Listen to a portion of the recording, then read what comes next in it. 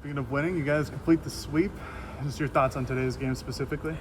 It was a challenge, obviously. They had still their best bullpen guys and their best returning starter from last year they're throwing on game 4. So, we knew going into it was going to be a hard game, and it was. The guys really good on the mound to start, and then, it was pretty obvious each pitcher that they threw have very, very good arms. And so for us to come out on top and throw a shutout right there, it was just fantastic.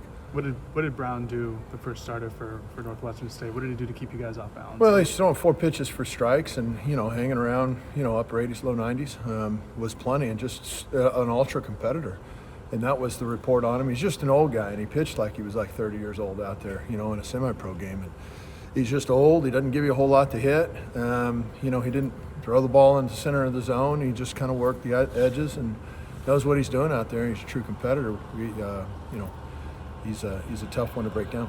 Tanner Smith with a home run in 5 straight games now. Just how locked in is he at the plate right now? Well, he's done good, and it's probably, we talked about it yesterday a little bit on one of your questions, and it was very similar. I mean, as soon as he just started developing his game in the weight room and just his game as being a complete hitter, I mean, he hit the ball at all parts of the field, and so when you can do that, it probably gives you a lot more confidence. How impressive is it that Smith hits that home run fastball like 95, I think it was, coming in after a guy who was throwing mid-80s, that high 60s curveball? How impressive is it for him to just switch it on and hit that fastball? Yeah, that's a good question. I mean, one of the keys to our weekend was, other than competing, was the adjustment piece. And to, like you said, to be able to adjust from a guy who's, just the different type of arms that they had, and the Cozio kid who came in at that point when Tanner hit the home run was touching 97, 98 miles an hour, which he's got a tremendous arm. And for Tanner to get the head out on it, I mean, good for him. What do you think of Grabman on the mound today? Retires the first 9, loses maybe a little command in the 4th, and then you take him out after hitting the first batter. Yeah, we just didn't give him a bunch of rope, although we could have, just because we had, our bullpen freshman. We didn't use a couple pieces of it as well today, which is great. When you're able to do that, that means the guys are throwing real well. And Matt Dallas giving a ball to Josh at the end, both were electric. Both were really shut down.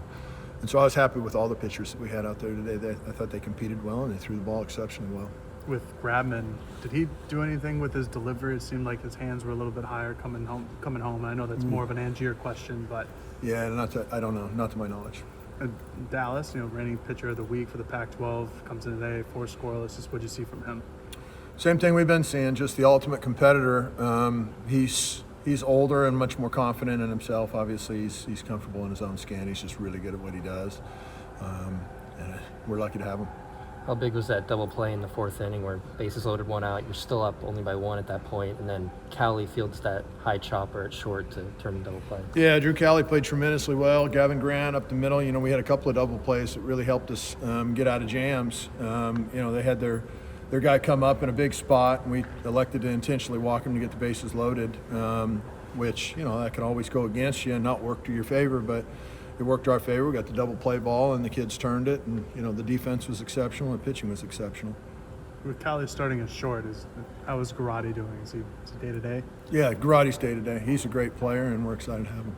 How nice is it to have a guy like Cowley to be a DH, great bat, and then come in also play shortstop, second or third? Yeah, I think it's most natural position on the field, to be honest with you, is shortstop. When we've swung him around a lot of different places, maybe unfairly, but he's probably most comfortable when we've played all of our scrimmages. He's probably played defensively the best at shortstop. He seems most comfortable there, and he played very well today. And what went into the decision to put Hellman at first and Walsh DH? Dom's good. He's really good. He made a really good defensive play yesterday. And we wanted to see him and Jacob in the same lineup, and just take a look at what that looked like, and I like what that looked like too. That's a threatening lineup. When you got Dominic Hellman hitting 8th, it's a pretty long lineup. With Hellman, how difficult is it for you as a coach, where he hits a home run this weekend and you got to try to get him in the lineup, even though you have guys like Walsh who play his position? It's a great problem to have. Bring it every year. To have great players that you're trying to get in the lineup, that means they must be playing well enough to deserve chances to get in the lineup. And there's some others too that are chomping at the bit for opportunities, but still yet, to have Dominic Hellman on our roster, that's awesome. Jacob Walsh. I mean, I love our roster and our team. They're just a lot of fun to be around every single day. This makes it 6 straight with the win today. How much did that road trip to Washington State help you guys? It seems like you're just surface level, that you guys are a lot closer, more on the field now. Yeah, the team, we did, like, that road trip was critical for us. And we missed out on a road trip this year due to weather, and that was unfortunate. You grow so much on the road.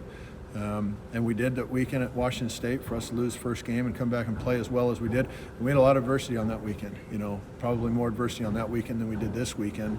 But for us to start playing downhill a little bit, we really had to kind of scratch and claw our way to being able to do that. And so credit to the club, the older guys, the Tanner Smiths and the Matt Dallases and stuff like that, to be able to help us do that. I mean, they brought that clubhouse together, and being united right now, it makes it a lot of fun being around these guys every single day. 6 straight wins now. Is there anything you're still trying to improve on for the Arizona series coming up? Oh, plenty of stuff. Oh, heck yeah. We're definitely not perfect, and so we have a full week in front of us to get best prepared for going on another road trip, which will be great. In those 6 games, Tanner has 14 hits and 15 RBIs, obviously the 5 home runs. And this is all after you moved him down into the 5th spot. Just what about that 5th spot in the lineup has kind of brought this offensive surge from him? Well, we talked about it. Tanner and I talked about it, and he understands a lot of the reasons why he's hitting in the 5th spot. But the bottom line is he's getting a lot of opportunities there, and we knew he would just with the pieces we have. I think the records he's probably very proud of. I bet his mom and dad are probably more excited about that. I think he's probably more excited about 6 wins in a row than any records that he gets. Mom and dad, let them really enjoy it, and Tanner can later, but great team player. And he's a guy that's just really excited that the success of the ball club's happening during the time when he's having individual success.